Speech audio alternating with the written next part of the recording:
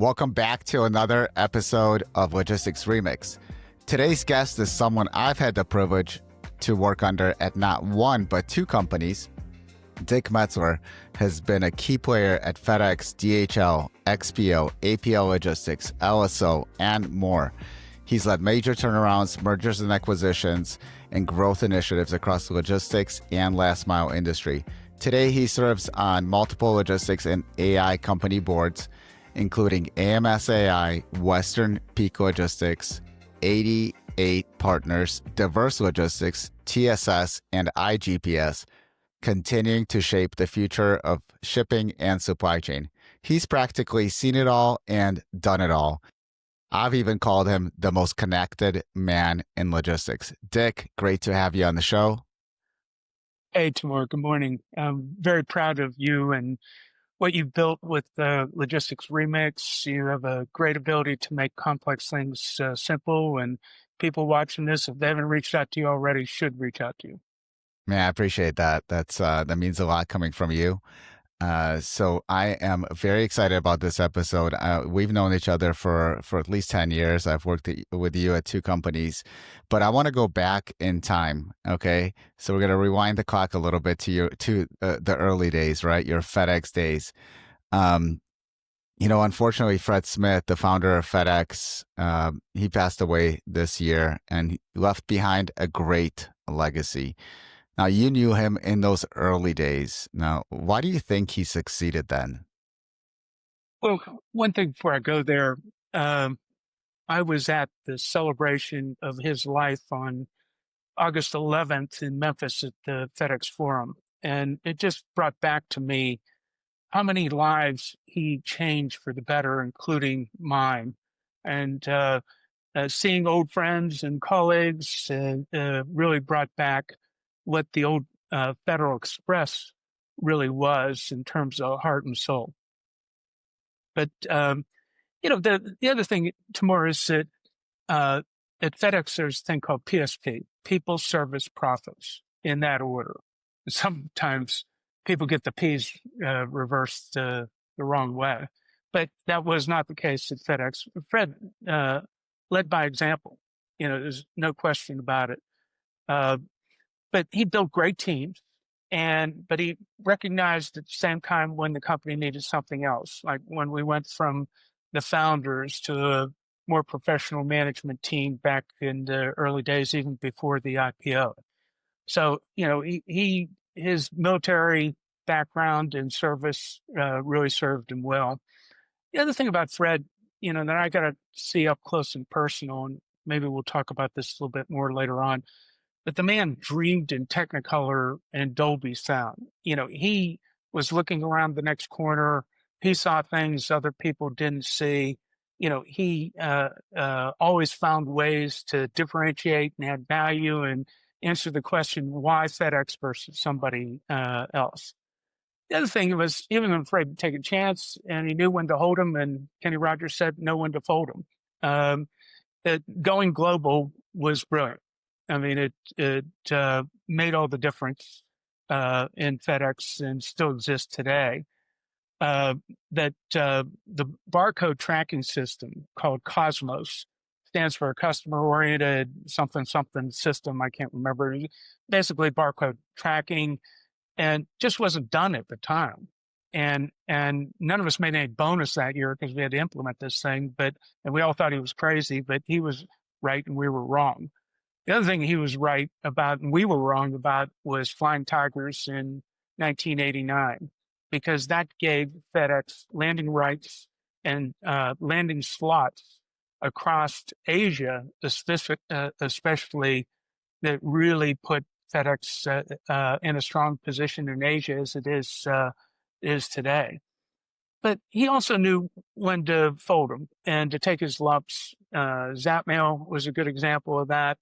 The first set of acquisitions in the 80s in Europe did not turn out well. I worked on the turnaround team that was around that. He also looked at, did things like tiered pricing in the early days that would eventually get replaced by what is a series of amazingly complex terms and conditions. I'm not telling you anything you don't know. This is the world you live in every day. And but even back in those days, it was simple, but it was tiered and it made sense. And he'd listen to recommendations when you brought him the facts and you did your homework and you focused on the voice to the customer as the guiding light. And standard overnight service, which kind of deflected UPS for a couple of years and didn't force us to compete with a very expensive next morning by 10:30 service and differentiated us versus UPS.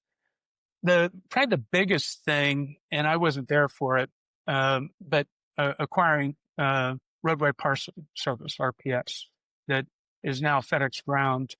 And I don't know if FedEx would be around or be in a de minimis state if it weren't if it weren't for that.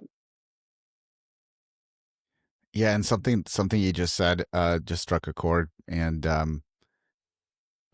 listening to the customer, voice of the customer. I mean, such an important thing. I think Sam Walton was quoted, the founder of and former CEO of Walmart. He was quoted saying, "If you don't listen to your customer, someone else will." And That's right. it's such an important quality to have in the founder and CEO is to really kind of stay close to the customer and understand kind of what they're going through. Because all of that at the end of the day, it's gonna help. You want to take the critical feedback. It's gonna help improve your product. Yeah, and a Fredism along the lines of Sam Walton, when we were looking at standard overnight, people were concerned we are going to dilute a lot of the revenue from next day by 10:30 to next day by 3 p.m. And Fred said, would you rather dilute yourself or would you rather somebody else do it for you? As, as, that is a Fredism, no doubt about it. Yeah, that's right. It's almost like go into competition with yourself.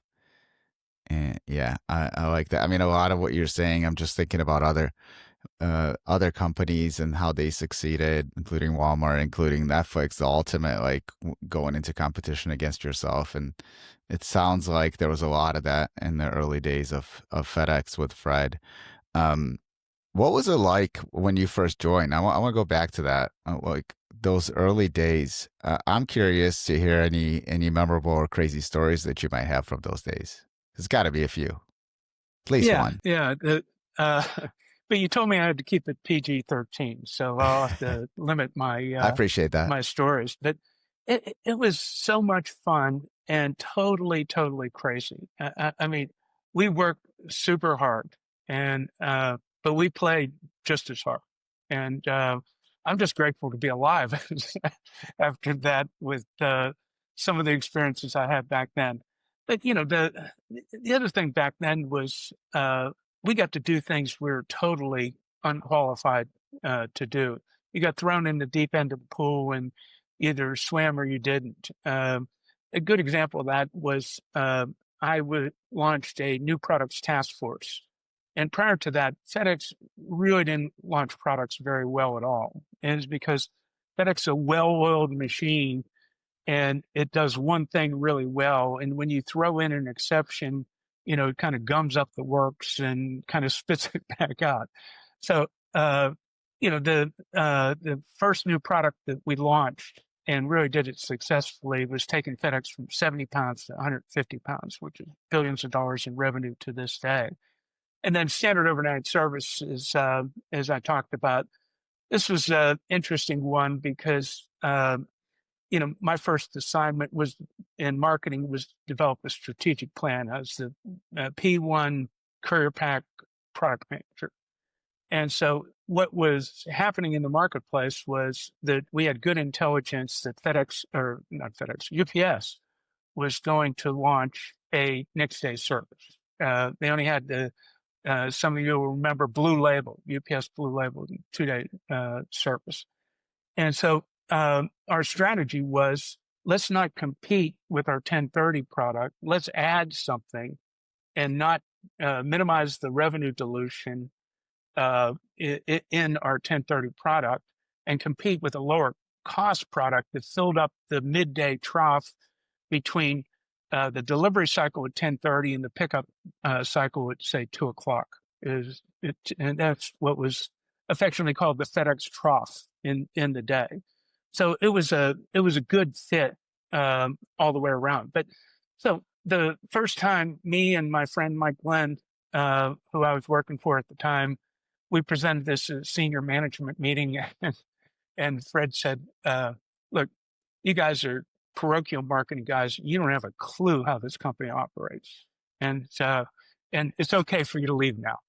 so so we left, and our boss at the time, I said, what just happened here? We laid out a very rational case. She said, he doesn't think the company can do it, can implement it. And so I went to my new products task force. It was cross-functional, very little even manager levels. These were people that my peers assigned as their representative to figure out how we screw things together. Marketing would figure out what we should focus on, what the market size is, what the customer input is, and then write product features of service. And then those features of service would bring to the cross-functional new product task force to develop operating scenarios, budgets, P&L, and everything else that went with launching a new product. And, that worked really well with heavyweight. So I said, it should work well here. So I got all my friends on the task force and their bosses to go with me to convince Fred, because a lot of them came from UPS at that time, that to convince Fred to let us do a standard overnight service because we were going to get crushed. And so he threw us all out. And so finally, long story short, I went back like 3-4 months later, and it became more apparent at that point. Fred could see it, that UPS was coming. UPS is like the Russian army. They stir up a lot of dust so you can see them coming from a long ways away. And I said, Fred, let me test 3 markets. And there's no reason not to do that. And he did. And we rolled it out to a dozen, then 25, and then fully rolled it out nationwide. So, yeah, I think Federal Express at the time would have been significantly adversely impacted by the launch of UPS if we hadn't created standard overnight service. So that's some memorable ones. And then the first home delivery service, which was the precursor to FedEx Ground, this is still under Federal Express and using our second day product. And it wasn't e-commerce back then, it was C-commerce, catalog commerce. For those of you who might remember, the FedEx logo you'd see in the back of catalogs on the order form, trust me, they did not get there by accident. There's a lot of blood, sweat, and tears. The idea really came from me having a chance meeting with a guy named Jay Walker in a bar in Memphis, and it's the proverbial wet cocktail napkin that we sketched out an idea on how FedEx could penetrate the residential delivery market. And Fred backed me 100% where nobody else FedEx wanted to do it at the time.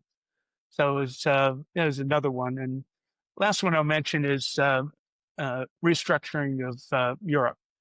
So I went to Europe in 1990, and I spent 3 years there. Lived there in Brussels, and the attitude at the time at FedEx, we were losing a lot of money, hundreds of millions of dollars at the operating income line.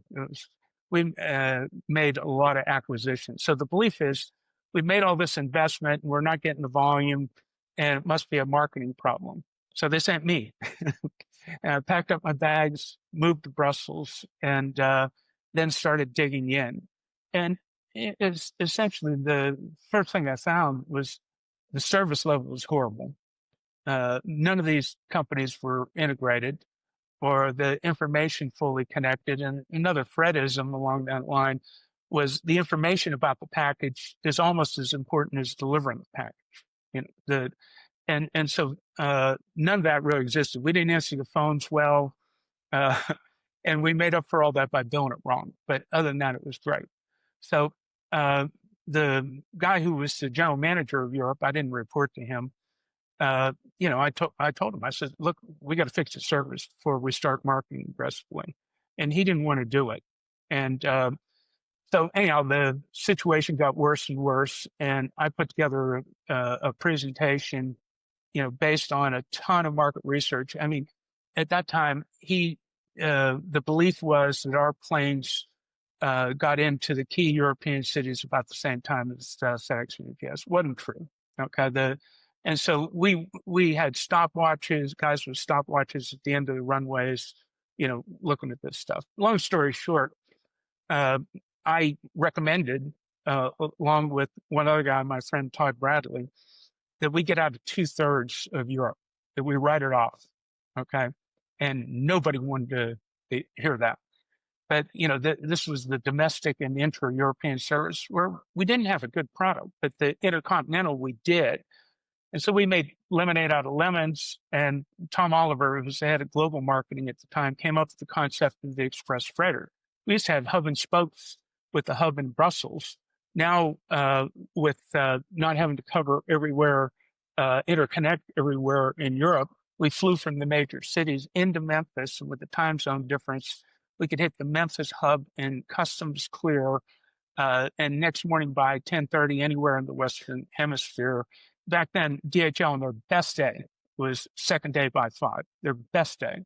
And so FedEx, our mantra and our advertising campaign was FedEx is the fastest way to more of the USA. So instead of losing share in intercontinental, we actually gained it when it was all said and done. So, like you said, got the opportunity to do a lot of things I was totally unqualified to do. But like I said, you got the opportunities, and it was so much fun. And we bled purple. And sadly, from talking to some of my colleagues, it ain't that way anymore, which is sad. But FedEx is still a great company, and I'm rooting for them. I have a pension check I get every month that I'm pretty grateful for, and I think they're in a better position than UPS is. But I don't want to get off on that.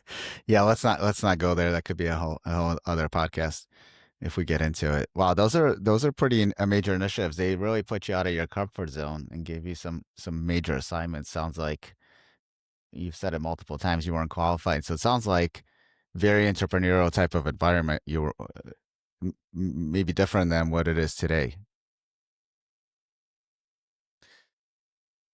Anything else you want to share? We've got time. Let me think. But no, I mean, those are, some big ones in my career, that really made a difference. Well, let's fast forward then a little bit. I mean, you started talking about today versus back then. I mean, there are some challenges the company is facing, as is UPS, and many other last mile providers. But how are those early days different, I guess, than the challenges they're facing today? I wanted to pick your brain on that. Yeah, I mean, we had clear product differentiation, and there was a clear, unambiguous message. Here's why you should use FedEx instead of UPS, or at the time, Emory Air Freight or Airborne, as the case may be. And there was a strong value proposition that existed.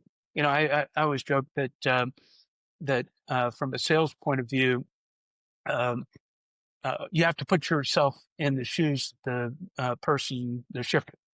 Okay, and said, so you've got to be able to fill in the blank on this sentence, Mr. Shipper.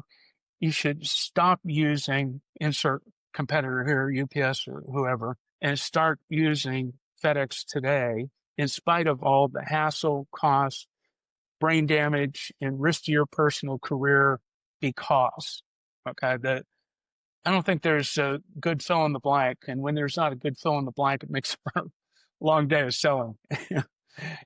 So, the lack of differentiation, I think is significant.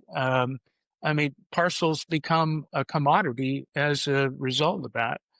And FedEx needs to find ways to profitably grow and scale, over time, and I don't think they have that answer right now. I mean, one of the things that we had looked at, back when dinosaurs roamed the earth at FedEx was automatic money back guarantee. That, and I always thought that Which, by the Amazon. way, it's gone. It's gone. Right at the start of COVID, they suspended money back guarantee. I think a couple of years ago they brought it back for next day and 2-day AM, but it's still gone for every other service like ground, home delivery, etc. But that's not the flavor of money back guarantee I'm talking about. The with that flavor of money back guarantee, and if you want, I'll tell you where money back guarantee came from. But uh, that with that type, you had to ask for it. You had to say, "Hey, my package didn't get there on time." Reach out to FedEx. File a claim. Take forever, and then auditors got in the middle of that, and it became a mess in terms of what the original intent was. But what I'm talking about is automatic money back guarantee. If you if FedEx or UPS or LSO or whoever, if they deliver the package later than what they committed, then you go to zero automatically on the invoice at that point without the shipper having to do anything. And that was the premise of the old money back guarantee. Where it came from was our advertising agency at FedEx at the time, Alley and Gargani. And it was their idea, really, when it was all said and done. And the whole psychology, and they'd done quite a bit of focus groups and research. They really did a great job on this. And said, if you're not confident enough, if your parcel carrier isn't confident enough to put their money where their mouth was at, why should you? And so we had two money back guarantees on the delivery and providing the information on the package, going back to Fred's focus on information. So, I mean, it really worked well. It was a strong differentiator when it was all said and done. Automatic money back guarantee, would be a really aggressive move. And I think I have a better chance of seeing God in the next 3 seconds than that actually happening anytime new. But if, if, um, if not, uh, why should anybody switch? The price becomes the only answer at that point. But, say, for example, recently, FedEx just won Best Buy. Why did Best Buy switch? From what I've read, I don't fully understand why. I think they took it from UPS, but I'm not 100% sure about that. But, that's, why FedEx? Why UPS? Why LSO? Why anybody other than price? And right now it looks a lot like price and lower cost drivers, lower quality service. I mean, UPS, they're stuck with a very tough Teamsters contract that I don't know how they can compete with the average salary of a UPS package car driver. I've heard $170,000. Say FedEx Ground and Amazon, maybe 30 to 40,000. When it's all said and done. So they've got expensive labor, so why not use it? And maybe maybe take back when it absolutely positively has to be there instead of overnight on time and really own that and jujitsu, the old FedEx slogan. But it's a very tough environment, and Amazon and Walmart, who were two of the biggest shippers to a lot of people in parcel delivery, have now become two of the biggest competitors, which means they're taking away available addressable market. Because if they sell it, they deliver it. And the more they sell, the more they deliver. The more they deliver, the less packages for everybody else to deliver. So, it's have to find a compelling reason for people to switch. And I just don't see it from anybody, in the industry. You may have a better Yeah, vantage point on that than I do. Listen, I think you're spot on overall. I think price has been a major theme, cost competitive, driving price down, especially for home delivery of e-commerce goods, has become. I don't want to call it a competitive advantage, but it has become a focal point. Everyone's trying to drive the price down. What we are seeing, though, and I read this article recently about UPS and FedEx maintaining their pricing power. And I'm thinking, okay, well, if they're how are they maintaining their pricing power? Well, they're doing it in a couple of ways. You see it when they raise their fuel surcharge every month or couple of months. They continuously raise their fuel surcharge by 100 basis points. So it adds another percent to their revenue, to their gross profit. They're raising their demand searchers, their peak searchers going into peak season. They're continuously making certain tweaks to I wouldn't call these tweaks like just huge revenue growers, but I think they're focusing more on gross profit. And so from that standpoint, they are retaining the pricing power. I just don't know how long they're going to maintain that pricing power. Like at some point, you got to be able to. You're not going to increase fuel to 50% of the package cost. Right. What is it at now? It's Yeah. right around 20. And So also, it's got to be for shippers tougher to hit their tiered discount band and rebate levels and things of that nature as well. yeah, You know, it's almost counterintuitive. You have a market that's shrinking, okay, but you're raising prices, as you say, which is never seen any market where that has ever successfully executed that. But it's really a tough environment. I think we'll see what happens. We'd love to have you back on the podcast and kind of see how things kind of take shape. Um, hey, well, let's go. Let's talk about in general your leadership experience. Um, Being a CEO, you've been CEO multiple times, including LSO and APL Logistics. And what's the hardest part of the job? I think in the case of APL Logistics was alignment with the board in terms of some of the things they had put in motion before I came on board. I wanted to take a different direction, and hindsight being 2020, after 3 years, it was very obvious to me that I just wasn't going to be able to have the freedom to do what I wanted to do. So, the due diligence on the front end is kind of important. LSO is a different story. Uh, it was a bad company with a bad balance sheet, bad because it was servicing next morning by 10:30 short zone express. And that business had a 60% gross profit margin, okay, and was declining. At the same time, while we went into more home delivery and residential, it was a 20% gross margin and increasing.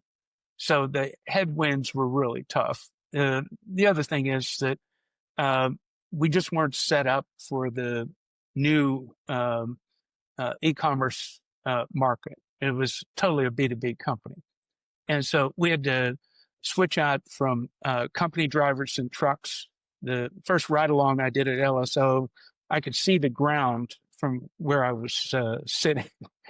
But we had to switch from company drivers to contractors. We shamelessly plagiarized the FedEx ground model in that regard. In fact, a lot of our guys came from FedEx ground when it was all said and done.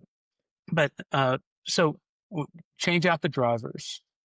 My first trip to our hub in Dallas was just a big shed, a big warehouse, and they were sorting packages on the floor on pallets. I said, wow. And I don't remember ever doing that even back in the earlier FedEx days, when it was all said and done. So we had to solve that.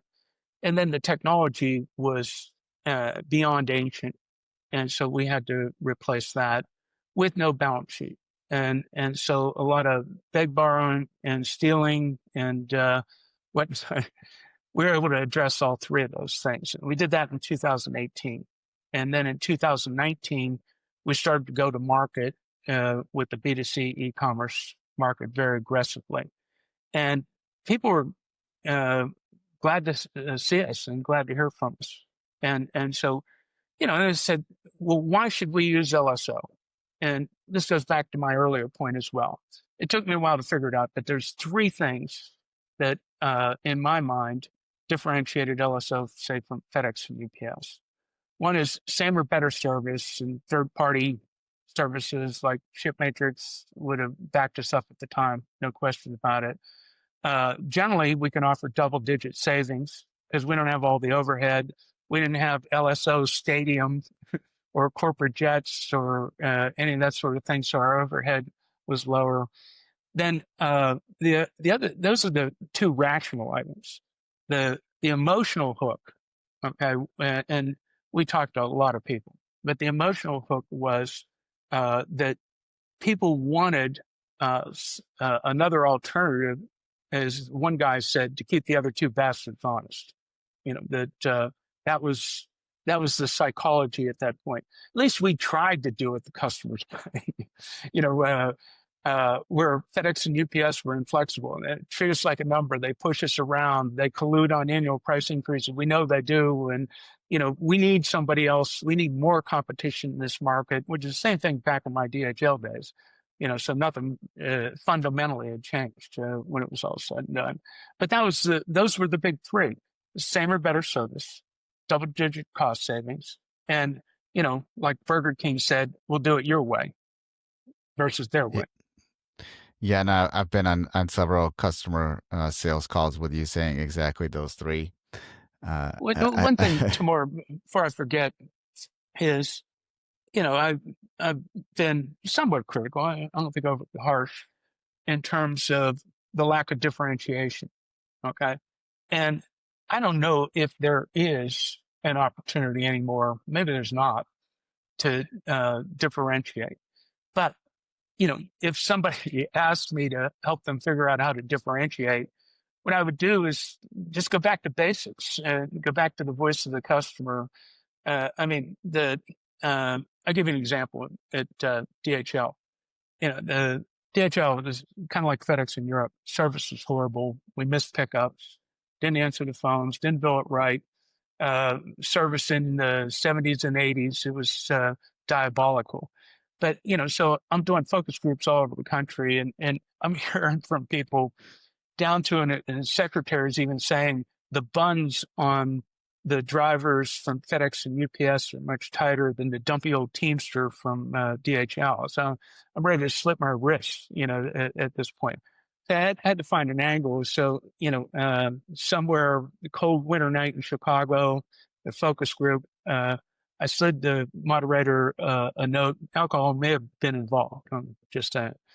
And said, if you were the CEO of FedEx and UPS for one day, what one thing would you do, knowing what your needs are?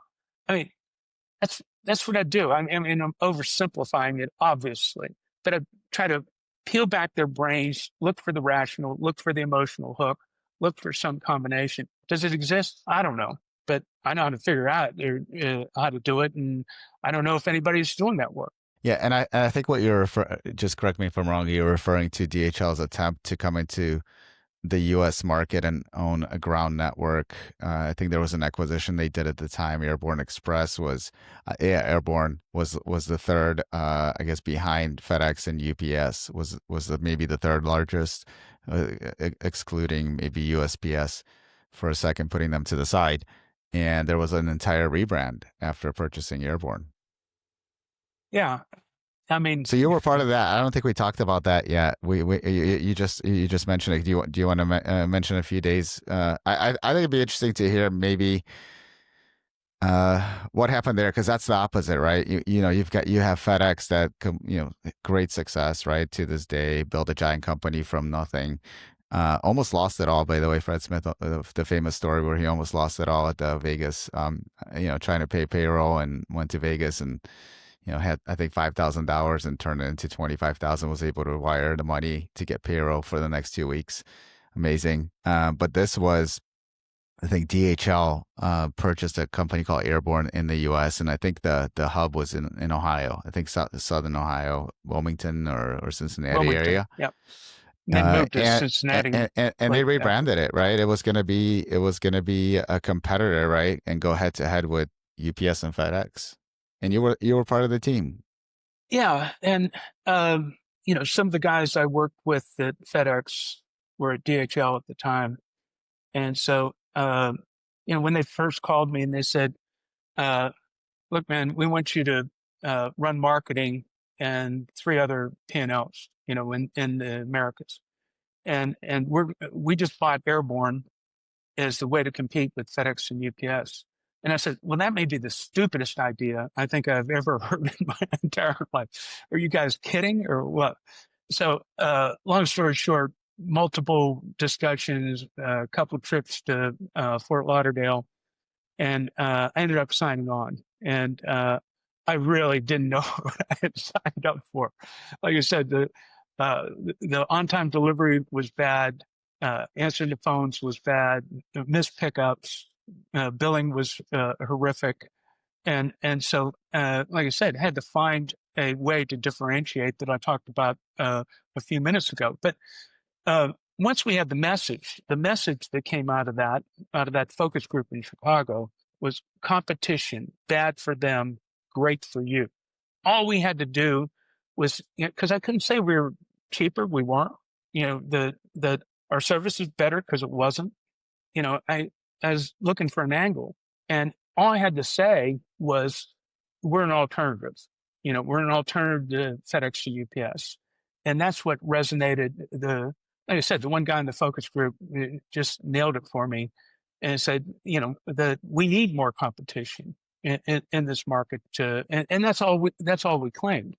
But the story was I had a $150 million marketing budget. If you give me a $150 million budget, I'll spend it. And so, we started putting together the campaign. In the meantime, I kept looking at the service, and I went to my boss and I said, "John, I don't want to launch this NBC advertising campaign that we're going to start off with. The service sucks. It's horrible." And he said, "Well, we got to do it. There's a lot of pressure from Bonn, Deutsche Post, uh, to get the U.S. profitable sooner." And I said, "John, the best way to go bankrupt is advertise a bad product." So we nailed the advertising, and there's still some of that out there. I sent you a link to one of them, one of the old DHL TV ads, and it was a lot of fun, and it really resonated. The good news is the marketing campaign kicked butt and delivered, and volume flowed in immediately. Okay, in a big way, but it flowed right back out in many cases because the service wasn't there to back it up. Joking with my FedEx friends, one of the guys who ran operations, I said, "I did my job. It's time for you to do yours." You know, Yeah, but you can. that was. But we rebranded everything at the same time. Everything was white and red. We went to yellow and red and sequenced it with the marketing campaign. So all of a sudden, you've got new yellow trucks out there nobody's ever seen, and uniforms and everything else. And at the same time, you're seeing TV ads that $50 million worth of TV advertising will do it, and then 100 million to totally rebrand and relabel everything at a very detailed level. So it was interesting. Yeah, to say the least, it was, and I think, listen, today there's definitely a lot more competition. There's more entrants in the space of last mile delivery, especially to the home and e-commerce, than there were when in those days when DHL took over Airborne and did that rebrand. Um, Listen, this leads me to ask you, like, what's you've been in these organizations. Some were strong companies, some were just turnaround, just distressed companies, right? Lots of debt, maybe the service wasn't there, weren't growing. But what's tougher? Is it harder to run a strong company, like just to keep it up, keep it going, or is it harder to turn one around? You've been part of Definitely both. distress. Yeah, definitely distress is harder, and the reason is you have far fewer options, far fewer levers to pull because of financial condition, and you have far less time. to make a difference in a couple of the ones I was involved in before we ran out of cash. Like Lone Star Overnight was in that situation when it was all said and done. Uh, but all that distracts you from growing the business. It takes a phenomenal amount of time when you're in a distress situation. You're dealing with bankers and lawyers and accountants, and you're not dealing with customers and employees, and contract drivers. So it's far harder with the distress side. Plus, for me personally, I'm a growth equity guy. You hear from some of the examples of the past. Find ways to grow either through organically or through acquisition, and I've done a fair amount of that as well. But it's I'll take a growth opportunity over a turnaround situation any day. Yeah, I hear you. Well, going back to your CEO days, and you worked with other strong CEOs as well. Uh, well, one thing from my perspective, one thing I've observed is you've been very good at not only leading but also growing, right? Growing sales and focusing on sales, and actually doing sales yourself, like picking up the phone or sending an email and opening doors, getting into meetings, trying to help close deals. I think all those things are important at a company. And so, but for a CEO, like where, when it comes to sales, like how hands-on do you think CEOs should be, and like where do you draw the line? It's a great question. Part of my DNA is sales and marketing. My very first job at FedEx early in my career was sales rep in Pittsburgh, Pennsylvania, my hometown. And, I remember the first sales call I ever made, a new suit, new briefcase, new pitch book, went into Shenango, China and Newcastle, Pennsylvania, made my pitch. And the guy sat there very patiently, listened to me. And he said, "They didn't tell you, did they?" I said, "Tell me what?" He said, uh, "My son was a FedEx courier and you guys fired him. So fresh out of sales training, always be closing." I said, "Yeah, but we'll use this anyway." And he threw me out. But so sales is a big part of my DNA. But especially at LSO, that um, we had a tough time. The sales team did, kicking down the door to get to the VP or the director of logistics or whatever the case may be. And so I shamelessly played the CEO card. I'd reach out to somebody on LinkedIn, okay, and say, "Look, I'm not asking you to do anything other than give me some advice. My team's having a hard time connecting with the right people in your team. I'm going to call you tomorrow. I just want to let you know why I was calling." And probably slightly less than half the time that worked. And so I have the first or second call, then hand it off to the salesperson to take it from there.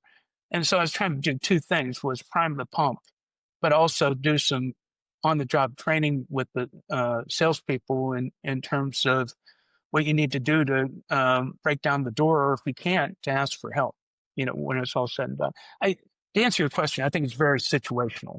That there's different situations where I've been in where I wasn't nearly as hands-on from a sales point of view because there was a stronger sales machine in place. But yeah, it's like leadership in general is situational. That everybody's got a role in the team, including me. And what are the strengths and weaknesses of the team? Leverage the strengths. Fill in the gaps on the weaknesses. And that was a weakness at the time, and that's how I chose to prime the pump, and it really worked. But it wasn't me ongoing; it was me to get it started. Yeah, no, I could see that. I think if you take the CEO title and leverage that to do outreach versus just an account executive, I think the conversion rate in general, just across companies, I don't have a data set on it because I didn't measure it, but I just from observation I could see that was much higher in terms of response rate and getting people to open that to come to the conversation. Once they're in the conversation, you can explain the differentiation of the company and the value prop. Then you hand it off to the salespeople and the person that's going to actually take them through the sales process. I think that's I always thought that was a great value that you brought to the team. Um, when let's talk about turnarounds. So when building, when you're leading that turnaround, right, or doing uh, a new initiative at a company, um, what do you look for in your executive hires? So let's say you just came on board, you got to hire some folks, right? Because you got to turn this ship around.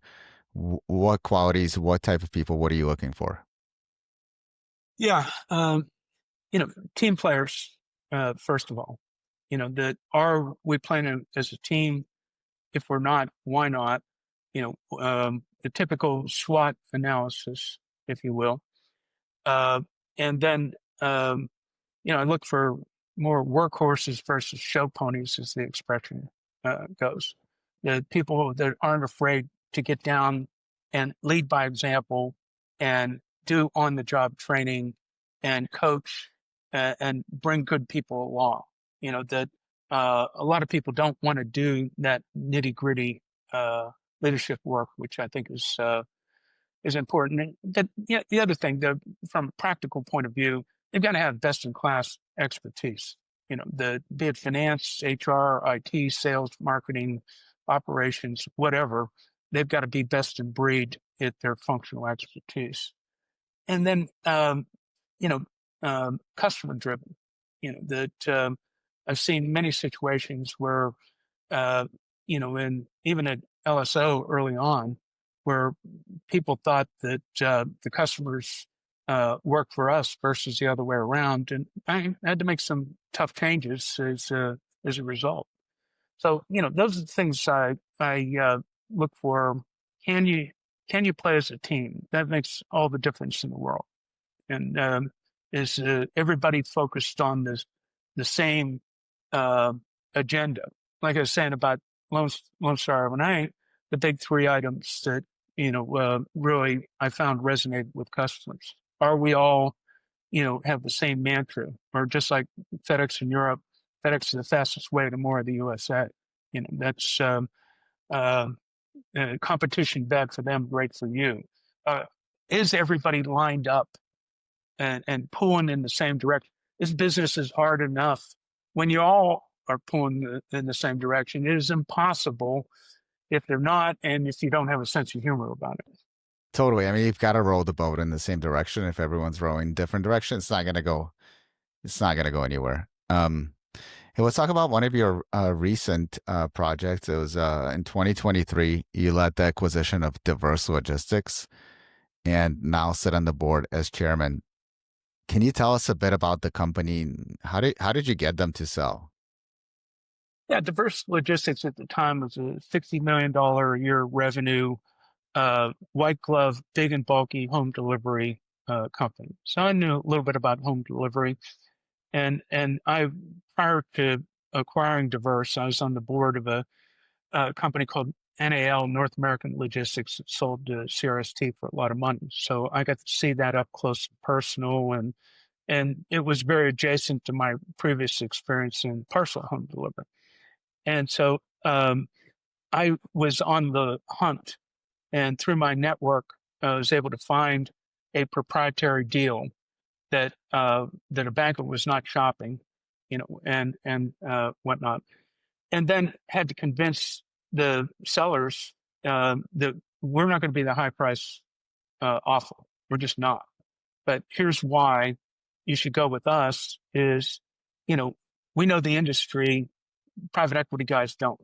Okay, that we'll help you grow the business, and here's how, and you'll make more on the second bite of the apple when we exit with you than you make on the first bite of the apple that we're going to pay a lot of money for now. And so that was really what it was all about. And to that point, we did our 100-day plan post transaction. And so that there's a very detailed plan, but two of the items had my name on it. One was to find an acquisition that not only did big and bulky home delivery, but had warehouses to be able to consolidate e-commerce products like high-end furniture and things of that nature with low volume e-commerce merchants versus shipping at LTL, which is a horrible customer experience. And so that was a big part of where it's at now. The other thing was to find they really didn't have a head of sales in 20 years. And so I found him a head of sales who had a Rolodex in that space. And so, I tend to be a very active board member. I've been offered board roles, where I just don't think I bring anything to the table that's going to move the needle. And if I don't do it. It's just that simple. With diverse, that was the opposite. I had to find a financial partner at the same time, that I invested side by side with Argosy private equity, and they're a great organization. And they wrote the big check, and I wrote the little check. But that's kind of how it all came about. We've done more acquisitions and more to come. It's going to be a $110 million a year company this year. So I'm very proud of what that team has really done, and really happy to play some part in it. Amazing. So 2 years later, 90% growing, 90%, or at least 90% larger. And you didn't just write the check and just sit back. Right, right. And, the other thing is, because me and one other guy on the board knew the industry, we could suggest things we've seen as best practices, but not impose them on management. Okay. And we said, you guys run the business. We can't hold you accountable if we decide on, what's going to happen. So, we would offer suggestions, would introduce them to people. And there's an AI initiative going on right now that I teed up, with Diverse, that looks very, very promising. So, AI is going to be a game changer. And if you don't get on board, I'll just tell you quick my AI logistics joke. Okay, that I'm going to keep it PG-13, I promise. So, a guy I knew in logistics industry, I saw him at the conference. I think it's the Armstrong conference. It was about a year and a half, 2 years ago. And he said, we were talking about AI even back then. He said, AI is like sex in junior high school. Everybody's talking about it, but almost nobody's really doing it, and so I saw him recently, on a video call, and I caught up with him later, and he said, well, look, I said, you still feel the same way? He said, absolutely not. I just said, even the nerds are getting something now. So. All right. Well, thanks for keeping it PG-13. Oh, well, it's hey, this the board, which you just mentioned. Hey, we make suggestions. We don't impose anything, but you sit on several boards, and I'd like to say there's a difference between being in a leadership role at a company, say like a CEO role, or versus being in the board. So what are those main differences that you've seen, because you've sat in both seats? Yeah, this goes back to my first board, Flash Global Logistics. And, you know, uh, what I had to learn as a board member is you're not management. Okay. And I had the irresistible urge to say, well, let me get in here and help you, and help you do it. Well, that's never the right answer for somebody on the board. The job is, advice, consent, governance, support, knocking down barriers, not doing it. Okay. So I learned early on how to become a good board member. And what that means is, the advice and recommendations I give, because I'm not in the business day in and day out, and I'm not. And so I offer, uh, what I think are reasonable and reasonably well thought out ideas for management to consider. And if they say, look, man, you're crazy, there's no way we're ever going to do that, fine, no harm, no foul. And if they do embrace it, that's great. That's fine too. So it's very different being on the board than being in a management capacity. And I've got a lot more empathy for the management teams, being I was on their side of the table not too terribly long ago. Yeah, I think presenting to the board, presenting the progress and the issues is a lot of preparation that goes into that from management. You never know what kind of reaction you get. And I've been there. It's tough to go into those conversations, but you got to be prepared to go into those conversations. And similar to what you said, I don't think I've ever encountered a board member that's you know insisted on something. It's it's good. It's good to get advice. It's good to have a sounding board as well. But then the insistence, that's an interesting one. Um, but I've never encountered that. So, um, w- going back to diverse logistics, so you were able to find an off market deal and add some value, a lot of value at least so far.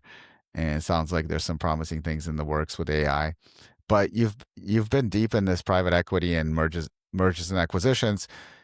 What have you seen that makes a deal fall apart? And look, on the flip side, what makes a deal catch fire and gain momentum? Yeah, you know, when it falls apart is generally when it's not a win-win. I mean, anybody that's started a company that you want to buy, okay, isn't going to enter into a win-lose relationship. So you've got to find a way to have a win-win. Even if you think you got it through the letter of intent phase, it puts you at a lot of risk in terms of getting the deal closed, and then you know, uh, uh, seller's remorse if you really took advantage of them post transaction, especially when the owner or seller is staying. The other thing is lack of trust. That where somebody's playing games, they're playing loose and fast with the facts. Hardcore sales techniques and twisting of arms. This is you're entering into a partnership. It's almost like being married. It's and so it's got to you got to have the chemistry and fit, and you've got to have trust. If you don't have trust, you don't have anything, which is true in a lot of areas of life. The other thing where it can fall off the tracks is in due diligence. That you get into it and you find something that you just were not expecting, and you have to retrade the deal, have to reprice it, things of that nature. Doesn't always mean that the deal's going to fail, but it means maybe both sides have to give some, to make up the difference. Um, and catching fire is exactly the opposite of what I just said in terms of win-win trust and retrades. That those to me are the types of things that either make a deal work or not. Yeah, for sure, for sure. I think due diligence complete is extremely important, and it could make or break a deal. That's why I've heard interesting stories about sellers just going in. Look, not everything's perfect about your business, so just explain. Don't come in and say, hey, this is everything is hunky dory and everything is perfect. Like here's some issues that we're having, and maybe you'll help us as a new partner. Well, hey, this has been a really great conversation. I've had you for a while here. I love it. I think you're sharing some really great insights, and yeah, appreciate you sharing some of those early days from FedEx and what went on. So, I want to know from here what's next for you, and where are you focusing your energy? Well, where I'm focusing now is essentially in three places. One is my existing boards. Two is new acquisitions. If you look at my website, logistics-partners.co, you see that I'm a buy-side advisor. What does that mean? Okay, that I'm like Match.com between buyers and sellers of companies. And typically what I do is when I make the match, I co-invest with the financial partner, go on the board, and I also invest pari passu with the private equity company. So and then as we talked about before, if I'm not an active board member, I'm not. I never want to do it in the first place. but so there's a lot going on. I've got two of my boards. They're going to very successfully exit this year. And so I'm looking for a really good single replacement for those two. So I'm doing that. I'm looking for more companies to buy. I'm basically going where private equity guys aren't in terms of slightly smaller than what private equity would do. And with companies that have strong growth and margins in a tough market like we're in, but are difficult to sell for one reason or another. Maybe, the health of the seller, maybe succession planning. What was the one guy said? He said, "My son's an idiot, so I'm selling the company. I'm too old to run it, forever." There's all kinds of reasons why people sell their companies. So I'm out in the market every day looking for generally trucking, but some 3PLs that have those characteristics: high growth, high margin, tough market, but are difficult to sell. That way I can make more use of debt and responsibly than you might do otherwise. So my existing boards, like I said, and new investments. But the other thing is I've looked at a couple CEO roles, and my wife says, "You're just a logistics masochist. Why would you put yourself through that again? You make more money when you're not in a CEO job than when you are." And so I'm looking at a couple things there. Like, it's moth to a flame. Can't help myself. It's like I just can't resist it. But one other area that we touched on is AI. I mean, AI, I think, is a game changer. I think it's a game changer on revenue. I think it's a game changer on cost, obviously. But I think it's the very early days, and I think the best practice in logistics right now, I think it'll change over time. C.H. Robinson, excuse me, they've done a huge amount in terms of changing their cost basis and able to service customers better and get more revenue as a result. I'm on the board of a company called AMS AI. It stands for American Medical Supply. And they spun that business out, the medical supply business, and it's all about logistics within the hospital supply chain, both procurement and logistics within the hospital. So it's a very narrow defined segment. The other thing is in the healthcare field, in what I'll call healthcare logistics, is durable medical equipment. This is big and bulky items, the hospital bed, the respirator, the lift in and out of the tub. Instead of the big screen TV, you still have to go through the front door and deal with the person on the other side. And you still need trucks and warehouses and inventory management. And DME is really on a growth curve because more Americans are getting older and more care is being pushed from the clinical environment to the home environment. So I love that space, and I'm working on a $50 million a year deal now with $15 million of EBITDA and relatively light CapEx. So those are the things that are keeping me busy. If I do another CEO gig, I'll have to step back on some of this as I've done before. But right now, that's where I'm at. I'm having a great time. I'm having fun. My wife said, "How long are you going to work?" And I said, "Till it quits being fun." So far it's fun. That's awesome. Well, keep having fun.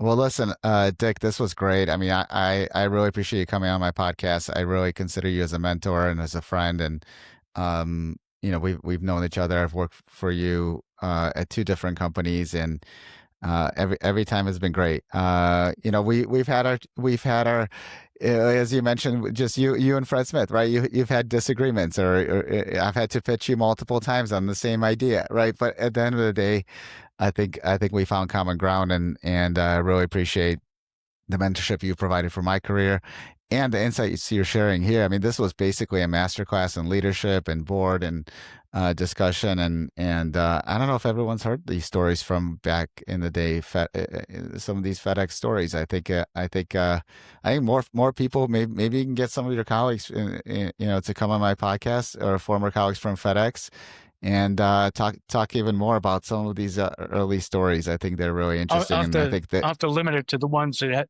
aren't dead, that are no longer with us. Come on.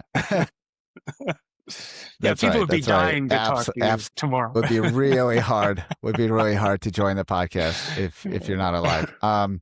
But listen, I think from here, I mean, if someone is thinking about selling a company in this space, or buying a company in this space, sounds like they need to reach out to you. So where can people get in touch with you? Yeah.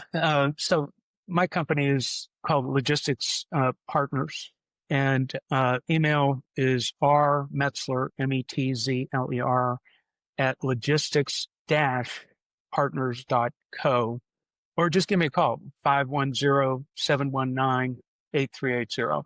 I'm generally pretty flexible and can find ways for people that want to do interesting things. I can always find time. That's awesome. I mean, if there's any sign of you being helpful, it's just is sharing your cell phone number right there. I think it's your cell phone number. It is. But that's awesome. I think that's a first. That might be a first on any podcast, someone sharing their cell phone number. So there we go. Call Dick Metzler. He'll help. Well, hey, Dick, thanks for joining me on the podcast. I had a blast. Me too. Awesome. And listeners, as always, subscribe to the channel on YouTube, the Logistics Remix channel. Would love to have more subscribers. Hit like on this episode. And thanks for listening. We'll see you on the next one.